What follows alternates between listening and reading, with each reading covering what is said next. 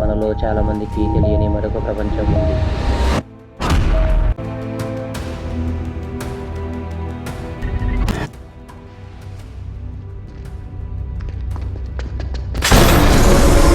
అక్కడ drug dealings దగ్గర నుండి చైల్డ్ పోర్నోగ్రఫీ, మనుషులను జంతువులను దారుణంగా టార్చర్ చేసి చంపడం,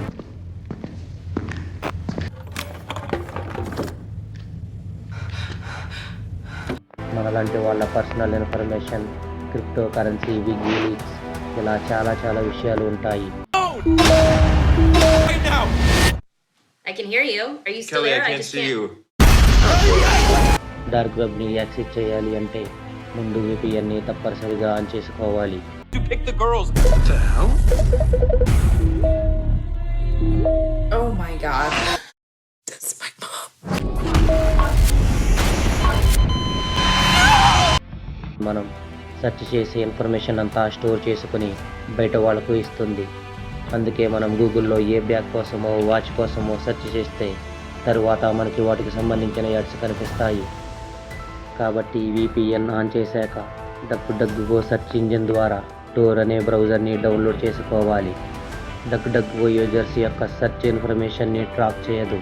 టోర్ అనేది అనాసియస్ బ్రౌజర్. అందులో మన హిస్టరీ కానీ సెర్చ్ చేసినవి కానీ ఏవి కనిపించవు, ఎప్పటికప్పుడు ఎరేజ్ అయిపోతూ ఉంటాయి.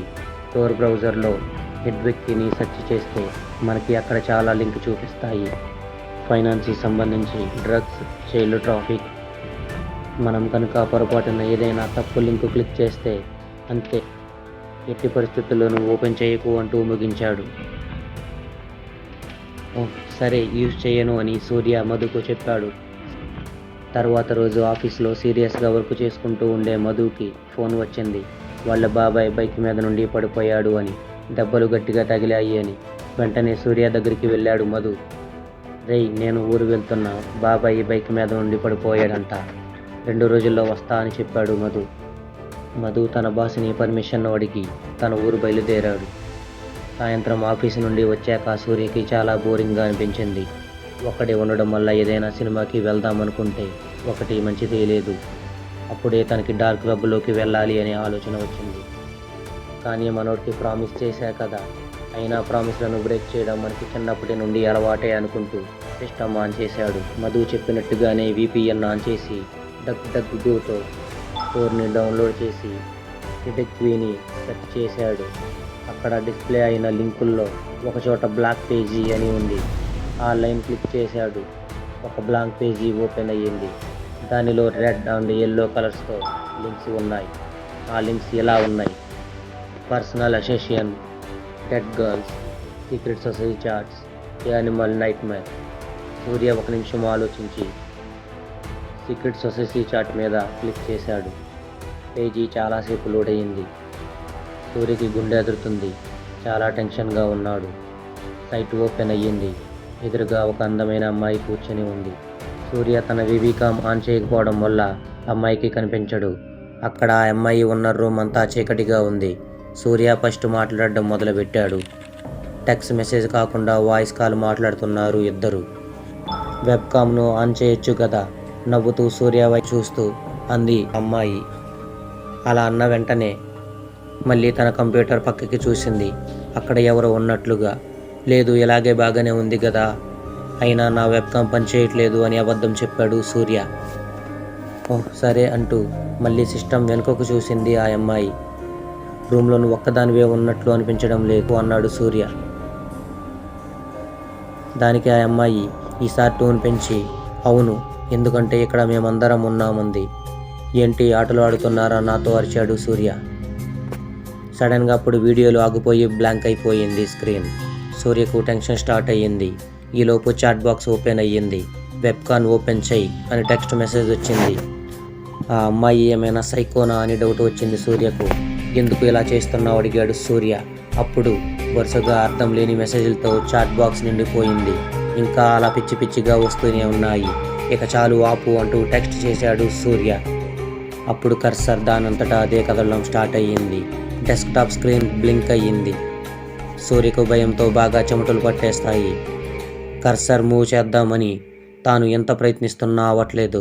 వెబ్కామ్ని కూడా వాళ్లే యాక్సెస్ చేసేసి ఆన్ చేశారు. ఇప్పుడు భయంతో ఉన్న సూర్య మొహం స్క్రీన్ మీద కనిపిస్తుంది. మళ్ళీ ఆ అమ్మాయి వచ్చింది. కానీ ఈసారి ఎందుకో తన మొహంలో ఎక్స్ప్రెషన్స్ చాలా భయంకరంగా ఉన్నాయి.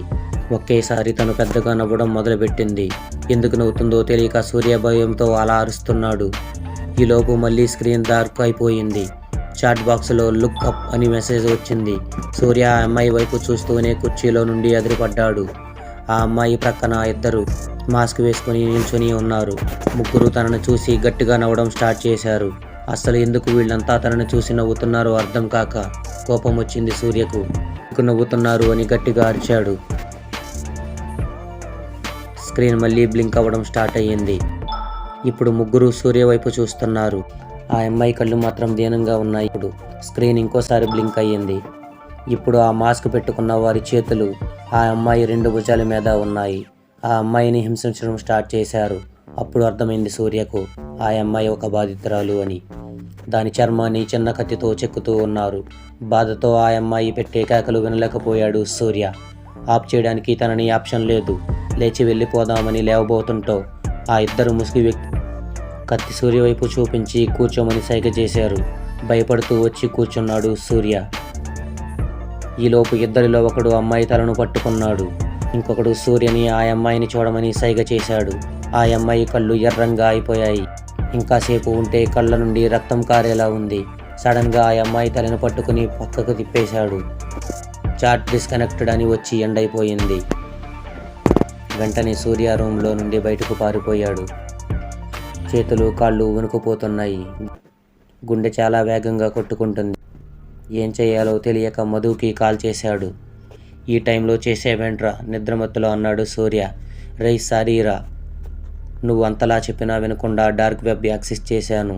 ఇక్కడ ఒక అమ్మాయిని నా కళ్ళ ముందే దారుణంగా చంపేశారు అని ఏడుస్తూ చెప్పాడు సూర్య.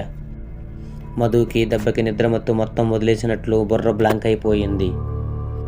తాను కూడా ఎమోషనల్ అయితే సూర్య బాగా భయపడిపోతాడని, అస్సలే ఒక్కడే ఉన్నాడని తన్ను తాను తమాయించుకొని సూర్యతో చెప్తాడు. సరే ఇప్పుడు ఎక్కడ ఉన్నావు? రూమ్లో ఉండాలి అంటే భయం వేసి బయటకు వచ్చేశానురా ఏడుస్తూనే చెప్పాడు సూర్య.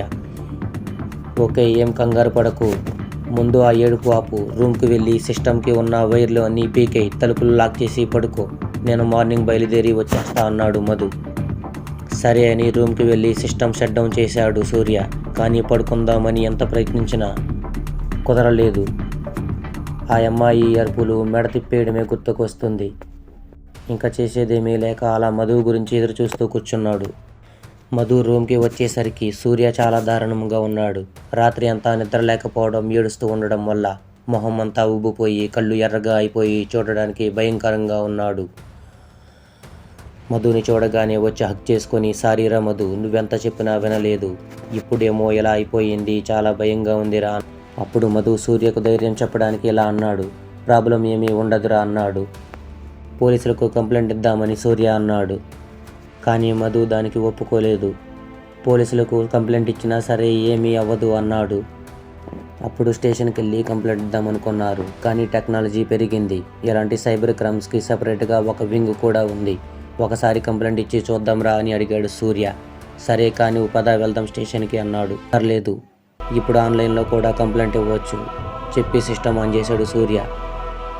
అప్పుడే మధుకి ఒక కాల్ వస్తుంది శాటిలైట్ ఫోన్ నుండి. లిఫ్ట్ చేయగానే అదో రకమైన వింత గొంతు వినిపిస్తుంది. మీరు పోలీసులకి కంప్లైంట్ చేసి చాలా పెద్ద తప్పు చేశారు. నీ ఫ్రెండ్ నా దగ్గరే ఉన్నాడు. ఇంకొక 20 నిమిషాల్లో కాల్ చేస్తా. ఈలోపు కంప్లైంట్ వెనక్కి తీసుకోకపోతే నీ ఫ్రెండ్ దక్కడు అని. మేము ఏ కంప్లైంట్ ఇవ్వలేదు, దయచేసి వాడిని ఏమీ చెయ్యొద్దు అని బ్రతిలాడాడు మధు. నిన్నటి నుంచి మీ సిస్టమ్ వెబ్కామ్ మా కంట్రోల్లో ఉంది. వీఆర్ వాచింగ్ అని ఫోన్ కట్ చేశారు. మధు చాలా తొందరగా రూమ్కి వెళ్ళేలోపు 2 నిమిషాలు మాత్రమే టైం ఉంది.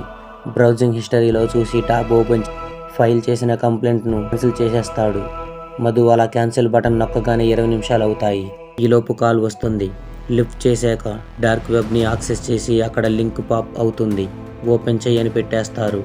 మధు అలా ఓపెన్ చేయగానే ఒక చీకటి గదిలో కూర్చీకి కట్టేసి ఉన్న తన ఫ్రెండ్ సూర్య కనిపిస్తాడు. సూర్య ఒంటి మీద బట్టలు కూడా ఏమీ ఉండవు. ఇంతలో మాస్క్ పెట్టుకున్న ఒక వ్యక్తి వచ్చి మాతో పెట్టుకుంటే ఎలా ఉంటుందో తెలుసా అని అరుస్తూ ఆటోమేటిక్గా మేకులు కొట్టే మిషన్తో సూర్య తొడల మీద ఒక్కొక్క మేకు దింపుతాడు. సూర్య విలవిల్లాడిపోతాడు. బాధతో సూర్యను అలా చూడలేక మధు ఏడ్చేస్తాడు. మళ్ళీ ఫోన్ మోగుతుంది. సార్ ప్లీజ్ సార్, వాడిని వదిలేయండి, కంప్లైంట్ కూడా వెనక్కి తీసుకున్నా కదా అని మధు ప్రాధేయపడతాడు. అలా చేసినందుకే వీడు ఇంకా బ్రతికి ఉన్నా. వీడిని వదిలేయాలి అంటే కంప్లైంట్ ఇచ్చినందుకు పెనాల్టీగా 10 నిమిషాలలో 10 లక్షలు నేను ఇప్పుడు నీకు పంపే బ్యాంక్ అకౌంట్కి ట్రాన్స్ఫర్ చేయాలి. లేట్ అయ్యే ప్రతి 5 నిమిషాలకు వాడి శరీరంలో 2 మేకులు దిగుతాయి అని కాల్ కట్ చేస్తాడు. ఈలోపు 10 నిమిషాలు అవ్వగానే మాస్క్ వేసుకున్నవాడు మళ్ళీ వస్తాడు. ఈసారి సూర్య 2 భుజాలు దగ్గర మేకులు దింపుతాడు. సూర్య గొంతు పోయేలా అరుస్తాడు. ఫ్రెండ్స్ ద్వారా డబ్బులు రాగానే వెంటనే ఆ బ్యాంక్ అకౌంట్కు అమౌంట్ ట్రాన్స్ఫర్ చేస్తాడు మధు. కానీ మళ్ళీ ఆ ముసుగు వ్యక్తి మిషన్తో వస్తాడు. మధు వద్దు ప్లీజ్ అని చెబుతాడు. సూర్య అరికాళ్ళ దగ్గర మిషన్తో పెట్టి నొక్కబోతుండగా ఎవరో పిలిచినట్టు పక్కకి చూసి ఆగిపోయి తిరిగి వెళ్ళిపోతాడు. మధు హమ్మయ్య అని ఊపిరి పీల్చుకుంటాడు. కాలు వస్తుంది మధుకి. గుడ్ జాబ్, మీ ఫ్రెండ్స్ని రూమ్ దగ్గర పడేస్తాము, కానీ మళ్ళీ పోలీసులు కంప్లైంట్లు అంటే మాత్రం మీ ఇద్దరూ మిగలరు. వార్నింగ్ ఇచ్చి ఫోన్ కట్ చేస్తాడు ఆ వ్యక్తి.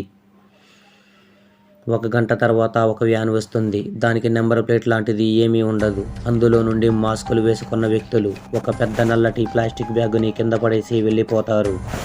మధు పరిగెత్తుకుని వెళ్ళి వెంటనే బ్యాగ్ ఓపెన్ చేస్తాడు. అందులో సూర్య స్పృహ తప్పి పడి ఉంటాడు. మధు సూర్యని ఎత్తుకుని రూమ్లోకి తీసుకుని వస్తాడు. సూర్యకు ట్రీట్మెంట్ అవసరం. హాస్పిటల్కి తీసుకుని వెళ్దామంటే డాక్టర్ కేసు పోలీసులు అంటారేమో అని ఆలోచిస్తుండగా తన ఫ్రెండ్ గుర్తొస్తుంది. తన ఫ్రెండ్ మౌనికకి ఫోన్ చేసి జరిగిందంతా చెప్తాడు. తను ట్రీట్ చేయడానికి ఒప్పుకొని వెంటనే క్యాబ్లోకి బయలుదేరి వస్తుంది. అలా సూర్యకు రూమ్లోనే ట్రీట్మెంట్ చేస్తారు. 1 వీక్ మొత్తం మంచానికి పరిమితం అవుతాడు సూర్య. సూర్య మెల్లమెల్లగా రికవర్ అవుతూ ఉంటాడు.